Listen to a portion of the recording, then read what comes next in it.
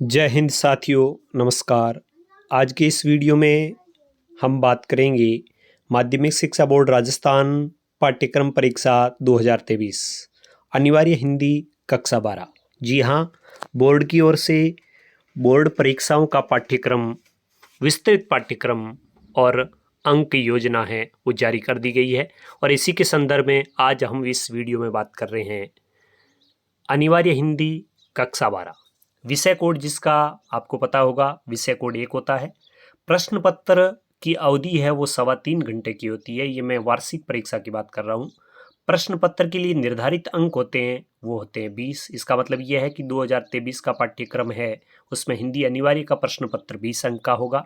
सत्रांक जो विद्यालय स्तर से जाते हैं वो 20 अंक के जाएंगे और पूर्णांक 100 अंक का होगा। तो साथियों, आपकी जानकारी के लिए बता दूं कि सत्रांक का भी क्या कार्यक्रम रहेगा, किस प्रकार सत्रांक जाएंगे, उनका डिवाइडेशन क्या रहेगा। तो सभी साथियों और विद्यार्थियों के लिए मैं एक वीडियो बहुत जल्द लेकर हाजिर होऊंगा जिसमें हम सत्रांक के बारे में बात करेंगे। तो आज हिंदी अनिवार्य की हम बात करें तो इसमें मुख्य रूप से अंकों का विभाजन इस प्रकार रहेगा। सबसे पहले अपठित बोध। अपठित बोध है वो 12 अंक का होता है, जिसमें एक अपठित गद्यांश प्लस एक अपठित पद्यांश होता है। ठीक है। इसके बाद रचनात्मक लेखन जिसमें पत्र निबंध आती है, ये 16 अंक का है। व्यवहारिक व्याकरण है वो 8 अंक की है। आरोह भाग 2 पाठ्य पुस्तक है वो 32 अंक की होगी, जबकि पूरक पुस्तक वितान भाग 2 12 अंक की होगी। यदि हम विस्तृत अंक विभाजन की बात करें तो वह कुछ इस प्रकार रहने वाला है। पेपर का खंड 1 यानी सेक्शन जो 1 होगा वो होगा अपठित बोध से संबंधित और 12 अंकों का होगा। इसमें एक अपठित गद्यांश पूछा जाएगा जिसमें से अति लघुतरात्मक प्रश्न होंगे 6 और वो 6 अंक के होंगे। इसके बाद ख सेक्शन में पूछा जाएगा अपठित पद्यांश, उसमें भी अति लघुतरात्मक प्रश्न होंगे 6 और वो भी होंगे 6 अंक के। मतलब ये सेक्शन है खंड 1, ये होगा आपके 12 अंक का। पेपर का खंड ब होगा यानी सेक्शन बी होगा, पेपर का दूसरा भाग, उसमें प्रश्न पूछे जाएंगे रचनात्मक लेखन, जिसमें सबसे पहले पूछा जाएगा निबंध लेखन, विकल्प सहित होगा।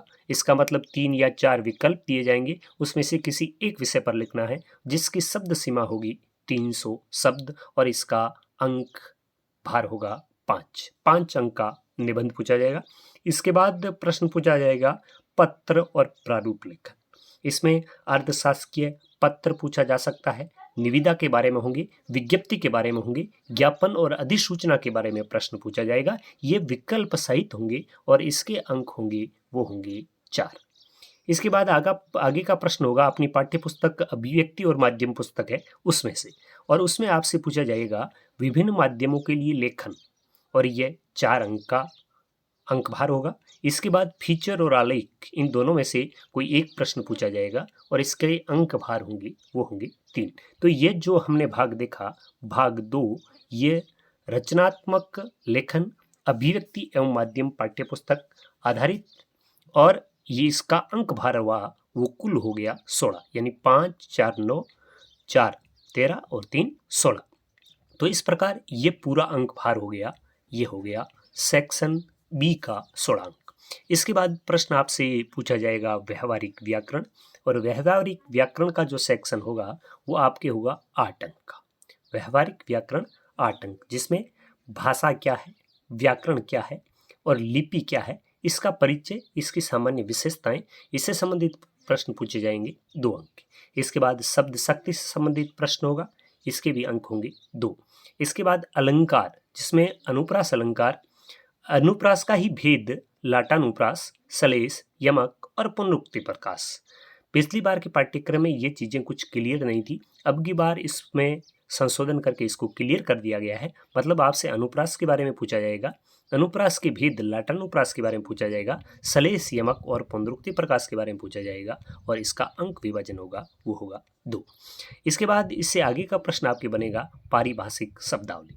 पारिभाषिक शब्दावली हो सकता है कि आपसे 2 शब्दों के अर्थ पूछ लिए जाए या एक शब्द दिया हुआ हो उसका अर्थ पूछे और दूसरे का अर्थ दिया हो उसका शब्द पूछे और इसका अंक भार होगा 2 अंक। तो साथियों, ये था कक्षा 12 हिंदी अनिवार्य का जो पाठ्यक्रम है और अंक विभाजन है बोर्ड की ओर से वार्षिक परीक्षा का प्रश्न पत्र कैसा रहेगा इसके संदर्भ में मैं प्रयास करूंगा कि सभी विषय है उनके वीडियो आपको आसान विश्लेषण के साथ मिल सके।